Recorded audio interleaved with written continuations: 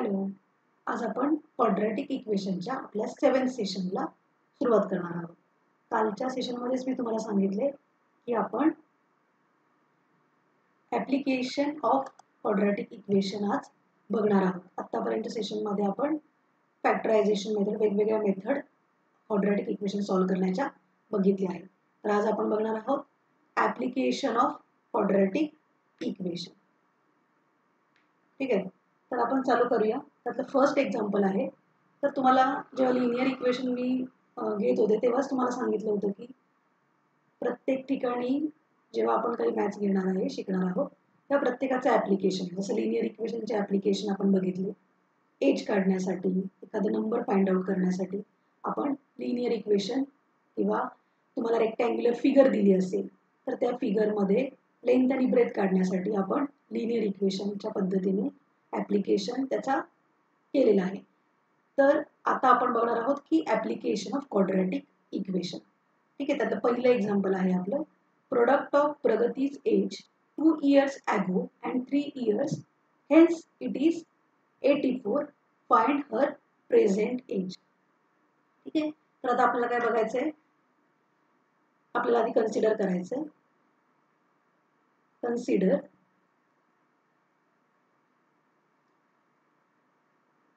प्रगतीज age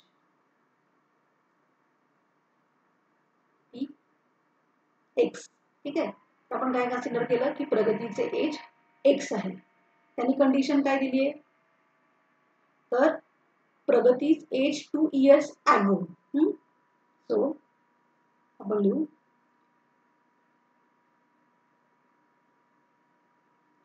2 years ago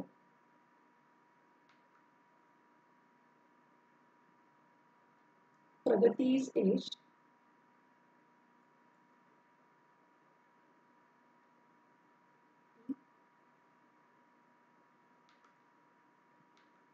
2 years ago Pragati's age x minus 2. बरोबर आहे. 2 year hence, म्हणजे sorry 3 year hence म्हणजेच काय, आफ्टर 3 years. तर आपण म्हणूया आफ्टर 3 years प्रगतीज एज काय असणार आहे, तर x plus 3. आता कंडिशन काय दिली आहे त्यांनी, प्रोडक्ट ऑफ 2 years agoचं एज आणि 3 years आफ्टरचं एज, त्याचं काय प्रोडक्ट आहे, तर 84. तर लिहूया from condition, from given condition we can write that x minus 2 x plus 3 is equal to 84. लक्षात आले, x minus 2 x plus 3 is equal to 84 हे आपल्याला मिळालेलं आहे. तर आता आपण काय करणार, ॲज युजल मी तुम्हाला सांगितलंय की जेव्हा इक्वेशन आपल्याला दिलेलं असतं तेव्हा ते काय करायचं, आधी स्टँडर्ड फॉर्ममध्ये आणायचं. तर एक्सने पूर्ण या ब्रॅकेटला आपल्याला मल्टिप्लाय करायचं आहे. सो आपल्याला मिळेल एक्स स्क्वेअर प्लस 3x. आता 2नी पूर्ण ब्रॅकेटला multiply, so minus 2x minus 6 is equal to 84. लक्षात आले काय केले. ठीक आहे, आता आपण करायचंय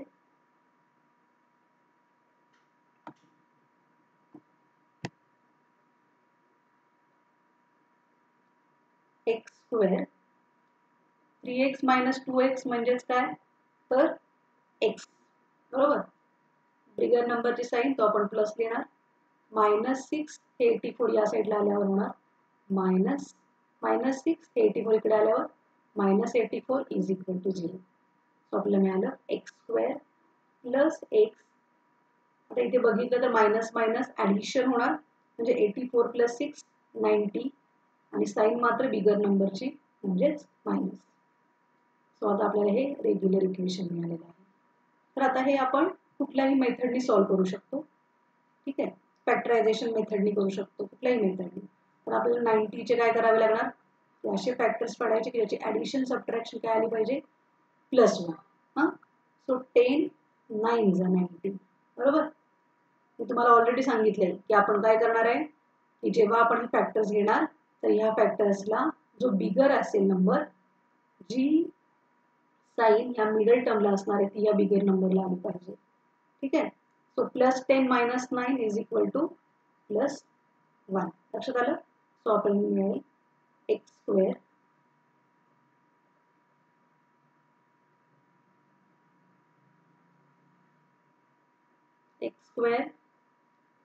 + 10x - 9x - 90 is equal to 0. म्हणजे ह्या x चे आपण काय केले असे दोन फॅक्टर्स मिळवले. आता आपल्याला इथून कॉमन काढायचं. x कॉमन आलं, ब्रॅकेटमध्ये राहणार आहे x + 10 - 9 कॉमन आलं, इथे जे 90चं आपण करणार आहे 10 - 9 = 90. सो 9 9 कॉमन काढलेत आपण. सो आपल्याला मिळालं x मायनस साईन बाहेर आली, सो प्लस आतमध्ये 10 is equal to 0. x + 10 common आहे. सो x + 10 दुसऱ्या ब्रॅकेटमध्ये x - 9 इज इक्वल टू 0. लक्षात आले तुम्हाला. तर अशा पद्धतीने आपण काय केले, फॅक्टरायझेशन मेथडनी फॅक्टर्स काढतो. आता आपल्याला करायचं आहे x + 10 is equal to 0, x - 9 is equal to 0. इथे काय येणार आहे, तर x इज इक्वल टू -10, इकडे मिळेल आपल्याला x इज इक्वल टू 9. तर आता आपण काय काढत होतो, प्रगतीस एज. आता एज मला सांगा तुम्ही निगेटिव्ह मध्ये असू शकतं का, नाही. सो आपण म्हणू शकतो की प्रगतीचे एज हे x is equal to minus केले, विच इज हे आपल्याला वापरायचं नाहीये. तर तिचं एज काय आहे, प्रगतीच एज काय आले 9. सो फायनल आन्सर आपण लिहायचंय Pragati age is equal to 9 years. लक्षात आलंय. तर असं हे एज काढण्यासाठी आपण काय केले, क्वाड्रॅटिक इक्वेशनचा वापर केलाय. आता ह्यामध्ये आपण काय केलंय, तर एकच व्हेरिएबल वापरले. ठीक आहे. आणि क्वाड्रॅटिक इक्वेशन सॉल्व्ह केले. आपण लिनियर इक्वेशन मध्ये काय करत होतो, 2 व्हेरिएबलचा वापर करत होतो. एक्स आणि वाय म्हणजे कुठलेही दोन व्हेरिएबल वापरून आपण काय करत होतो, ते लिनियर इक्वेशन सॉल्व्ह करत होतो. लक्षात आले. तर हे आपण फर्स्ट एक्झाम्पल बघितलं. आता आपण नेक्स्ट एक्झाम्पल बघूया. Second example, the sum of square of two consecutive natural even number is 244. ठीक आहे. Find the numbers. तर आपल्याला त्यांनी विचारलंय की कॉन्सिक्युटिव्ह नॅचरल इवन नंबर. तर त्यासाठी तुम्हाला आधी माहित पाहिजे बेसिक इन्फॉर्मेशन की नॅचरल नंबर म्हणजे काय. तर नॅचरल नंबर काय, तर natural number start from 1 to infinity. Even विचारले त्यांनी आपल्याला. इवन हे 2, 4, 6, 8, 10 these are the even number. So natural even number त्यांनी सांगितले 2 consecutive natural even number. ठीक आहे. सो आपण कन्सिडर करू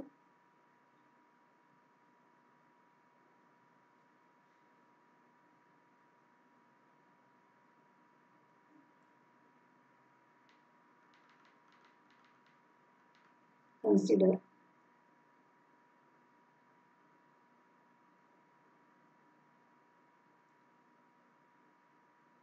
natural even number.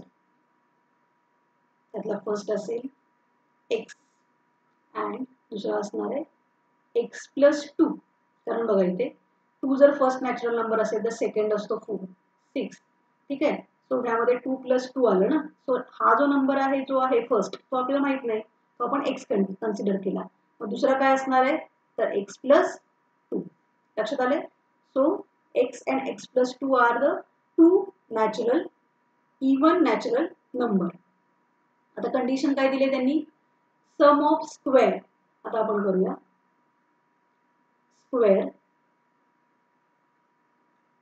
Squares of natural numbers.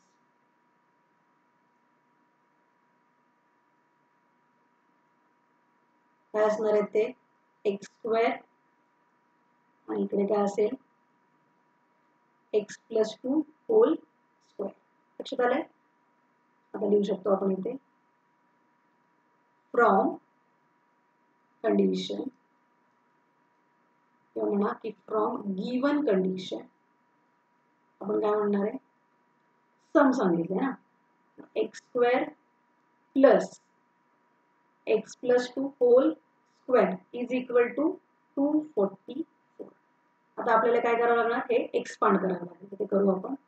X square याचं आपल्याला एक्सपांड करायचं आहे.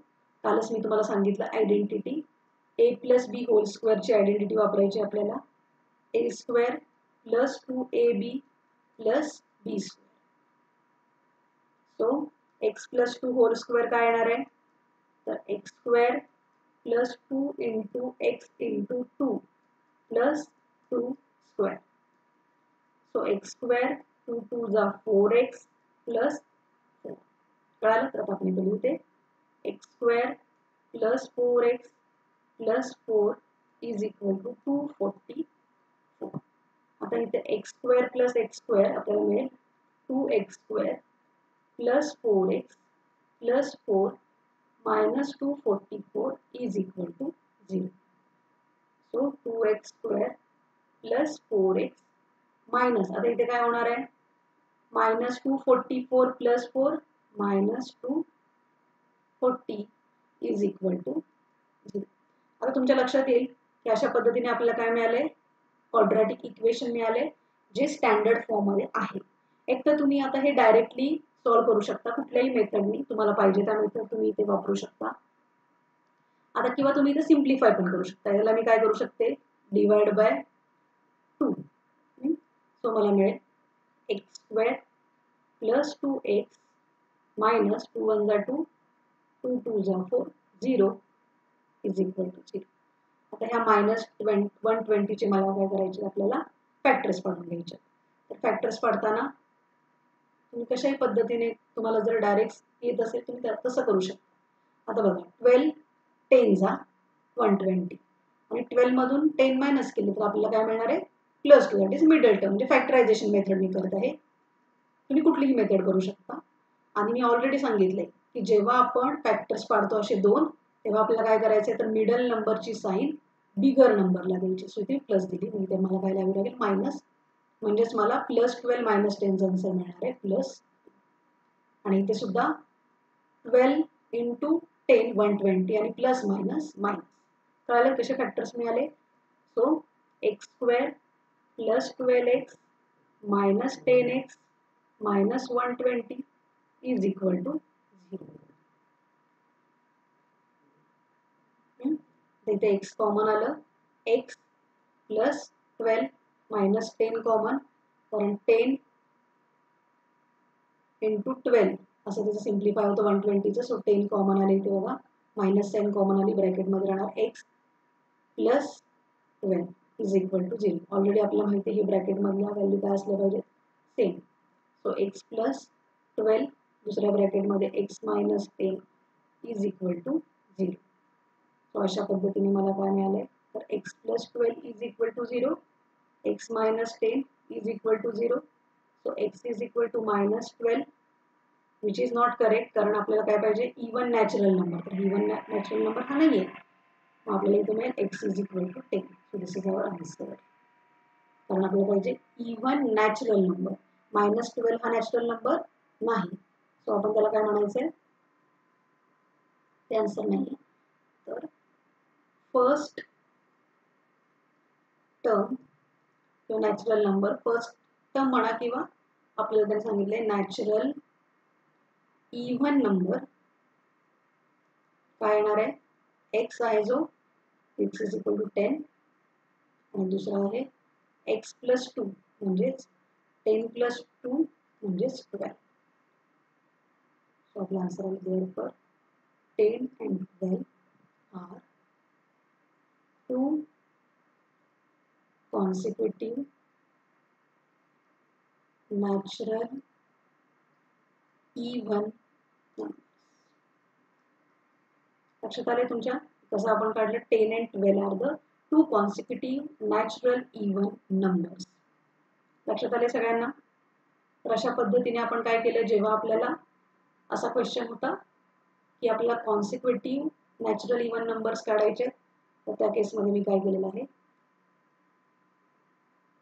या व्हॅल्यू काढलेल्या आहेत.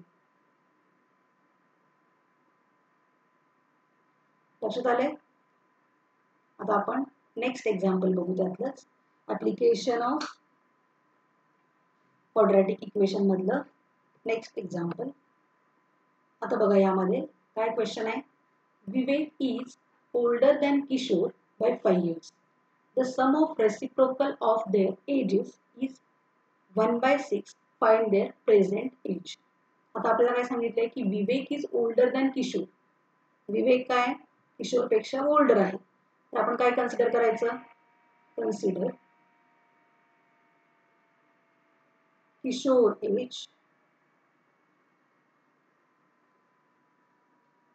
x. सो विवेक एज काय होणार आहे. तर विवेक काय आहे ओल्डर आहे 5 years. x + 5 years. ठीक आहे. आता कंडिशन काय दिली आहे. सम ऑफ रेसिप्रोकल. तर आधी आपण काय करूया ते लिहून घेऊ. रेसिप्रोकल तो डायरेक्टली करू. By condition from given condition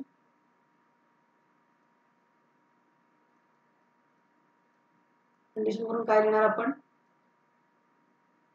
1/x + 1/x + 5 is equal to 1/6. ही गिवन कंडिशन आहे की sum of reciprocal of their ages is equal to 1/6. आता आपल्याला इथे काय करावं लागेल क्रॉस मल्टिप्लाय म्हणजे आपण थोडक्यात एलसीएम काढतो. सो आपल्याला मिळेल x + 5 + x upon x into x + 5 is equal to 1/6. म्हणजेच काय x + x 2x + 5.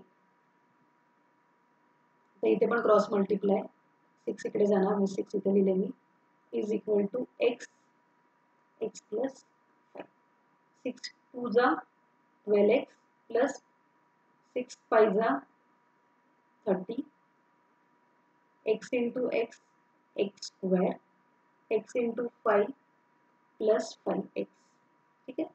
सो आता मला इक्वेशन मिळेल x² + 5x - 12x - 30 equal to 0.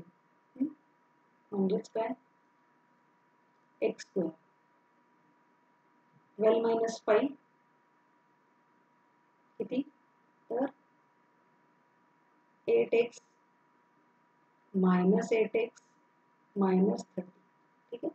तर मी लिहून घेते क्वाड्रॅटिक इक्वेशन. लिहा तर quadratic equation x² - 8x - 30 is equal to 0.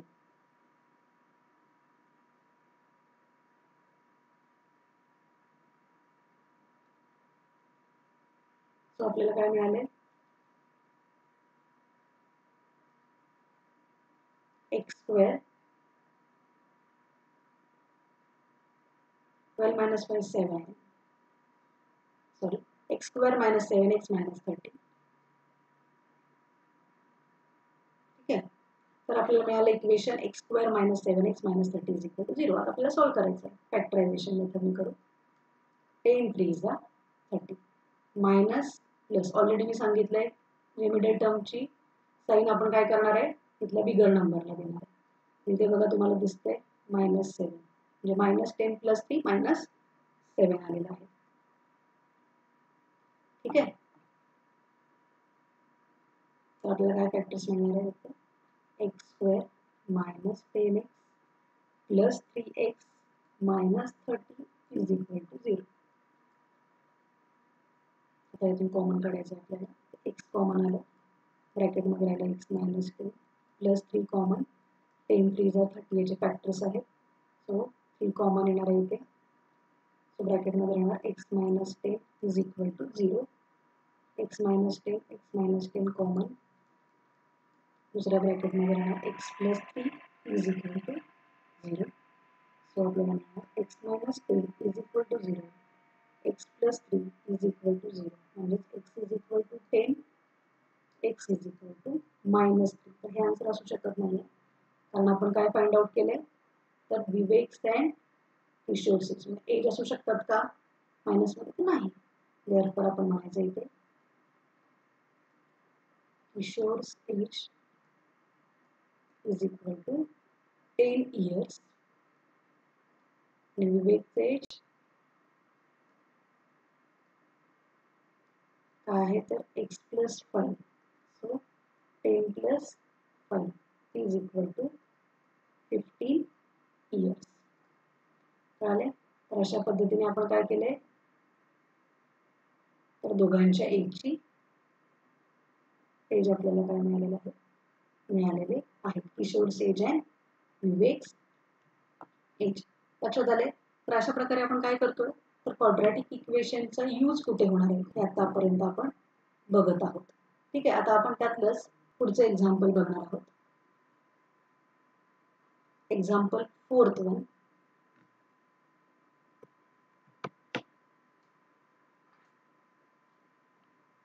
Next example. आता यामध्ये बघा काय क्वेश्चन आहे तर Suyash scored 10 marks in second test. 10 marks more in second test than that in first test. 5 times the score of second test is the same as square of score in the first test. आता सुयशचं मार्कांबद्दल हे सगळं चाललेलं आहे. ठीक आहे. तर आपण काय कन्सिडर करायचं consider Suyash score x marks in first test. ठीक आहे. फर्स्ट टेस्ट मध्ये त्याला x मार्क्स आहेत. त्यांनी काय सांगितलंय 10 marks more in second test. So therefore Suresh scored x plus 10 marks in second test. ठीक आहे. तर त्यांनी काय सांगितलंय condition 5 times the score of second test is the same as square of score in first test. ठीक आहे. So condition म्हणू शकतो आपण फ्रॉम गिवन कंडिशन